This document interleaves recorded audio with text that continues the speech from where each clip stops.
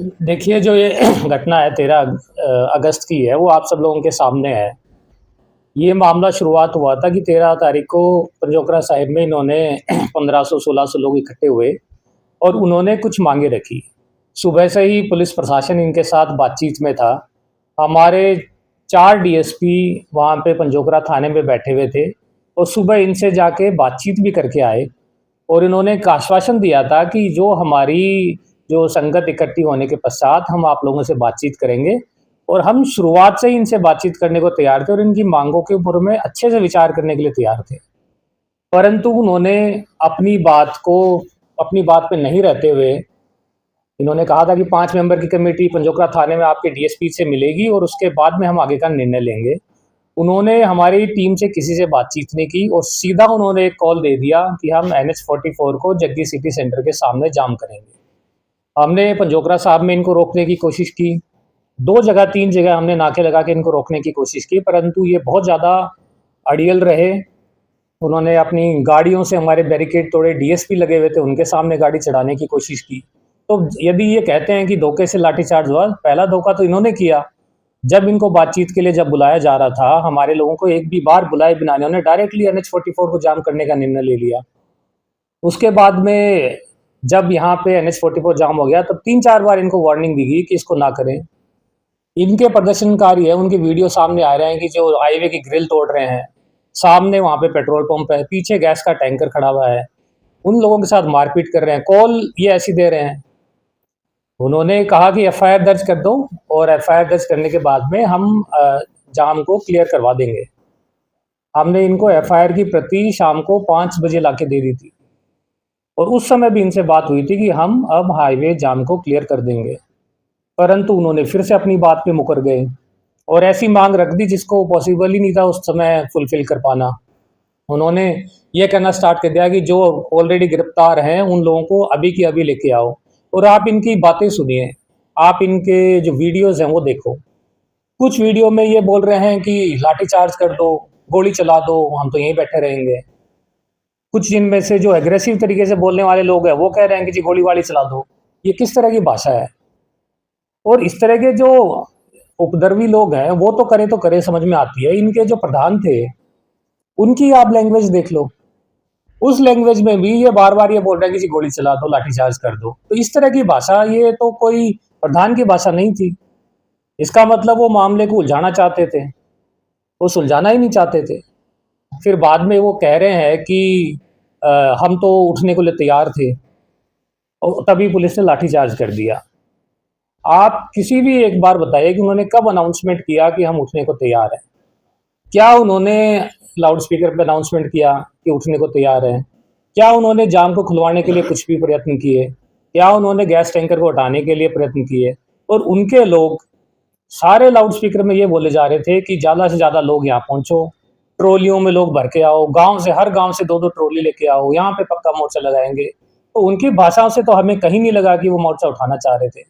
और इस वजह से देखो रात का समय हो रहा था, मौके की नज़ाकत बदल सकती है, वहाँ पे हथियार के साथ लोग पहुँच रहे थे। कुछ लोगों के पास तो असले भी थे, आप फ़ोटो में देख सकते हो, कुछ लोगों के पास असले थे।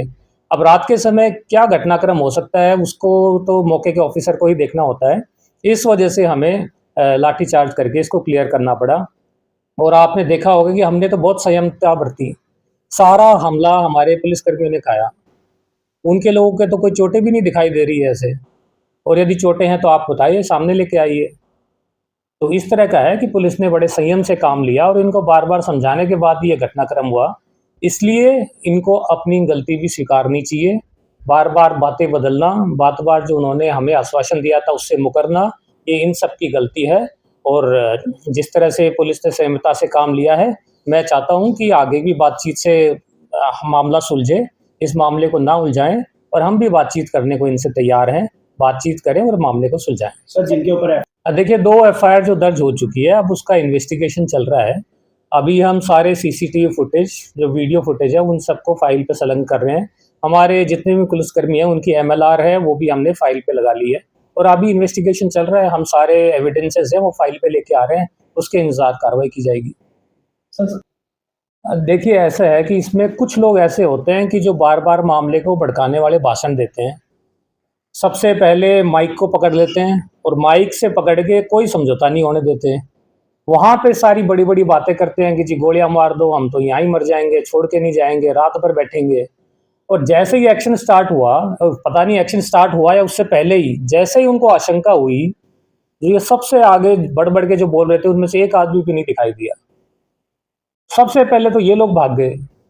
इसका मतलब या तो इनको अंदेशा था या तो इनकी कुछ शरारत थी। तो कैसे ये लोग हैं वो सबसे पहले वहाँ से धरना स्थल से उठ के भागे जो कि सबसे आगे रहते थे। तो ये कुछ जो है इनका काम केवल भड़काने का है, बाकी लोगों को आगे कर देते हैं और जैसे ही मामले का स्थिति आउट ऑफ कंट्रोल होती है पीछे भाग जाते हैं। तो इन लोगों के खिलाफ तो हमारी कार्रवाई बिल्कुल जारी रहेगी। देखिए अभी इन्वेस्टिगेशन चल रहा है, इन्वेस्टिगेशन अभी स्टार्ट हुआ है। सारे जो सीसीटीवी फुटेज और एविडेंस है उसके अनुसार ही कार्रवाई होगी। नहीं देखिए, हम तो अभी से ही इनसे बातचीत करने को तैयार हैं और हर स्तर पे बातचीत कर रहे हैं। हम चाहते हैं कि बातचीत से ही इस मामले को सुलझाया जाए और हम इनसे बातचीत करेंगे। हम चाहते हैं कि जो भी बात हो वो शांतिपूर्वक हो। पहले जो भी लोग इसमें इसको लीड कर रहे हैं, वो पहले ये सुनिश्चित कर लें कि जो लोग वहाँ आने वाले हैं, वो क्या आपकी बात को मानने के लिए तैयार हैं या नहीं। बाद में ये बहाना ना करें कि जो लोग हैं उन्होंने हमारी सुनी नहीं या फिर हमारे आउट ऑफ कंट्रोल चले गए। दूसरा है कोई धरना स्थल पे इस तरह के हथियार लेके आने की भी बिल्कुल इनकी तरफ से मनाही होनी चाहिए। ये कमेटी है, ये पहले से ही स्ट्रॉन्ग एक्शन ले कि हम किसी भी हथियारबंद को यहाँ अलाउ नहीं करेंगे। हथियार का बारे में ये बार-बार बोल रहे हैं कि जी धार्मिक मामला है, हम लेके आते हैं, लेकिन मान लो धार्मिक मामला है तो चलाने की ज़रूरत थी वहाँ पे। वहाँ पे क्या चलाने की ज़रूरत थी? पंजोखरा साहब गुरुद्वारे के सामने जो घटनाक्रम हुआ, उसमें भी पुलिस कर्मियों को चोटें मारने की क्या ज़रूरत थी?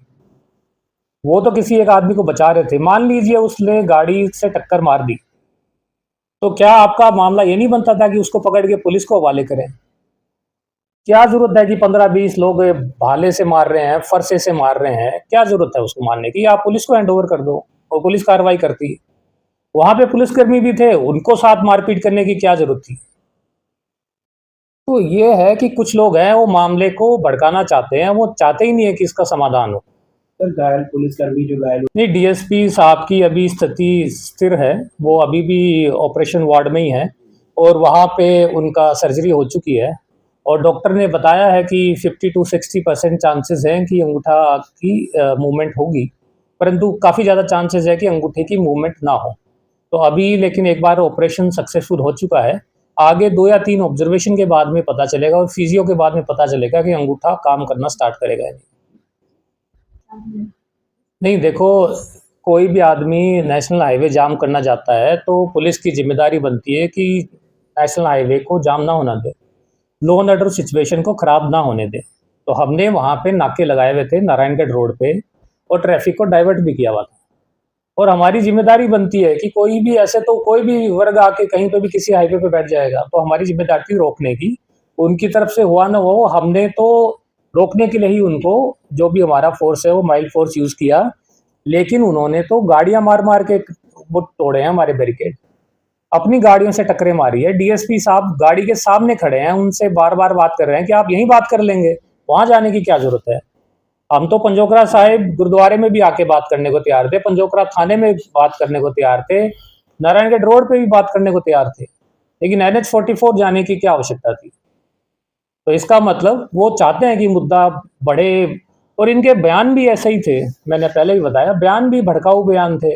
पुलिस कर्मियों के साथ उलझना, वहाँ पे उनको गलत बातें बोलना, उनको उकसाना, तो इस तरह का है कि इनका व्यवहार बहुत अच्छा नहीं था, परंतु फिर भी है, हम इनसे बातचीत करेंगे और चाहते हैं कि मामला सुलझे। कहीं पे भी ये बातचीत करना कि हमसे ऑफ़र करेंगे, हम बातचीत करेंगे और उस दिन भी पंजोखरा साहब ने आके भी हम लोग यही आश्वासन और हमारी जितनी भी इनकी डिमांड्स थी, हम मानने को तैयार थे। बस इनका ये मुकदमा 307 में दर्ज करवाना चाहते थे ताकि जो मंड के खिलाफ एफआईआर 307 में हुई है, इसके खिलाफ भी 307 में हो जाए।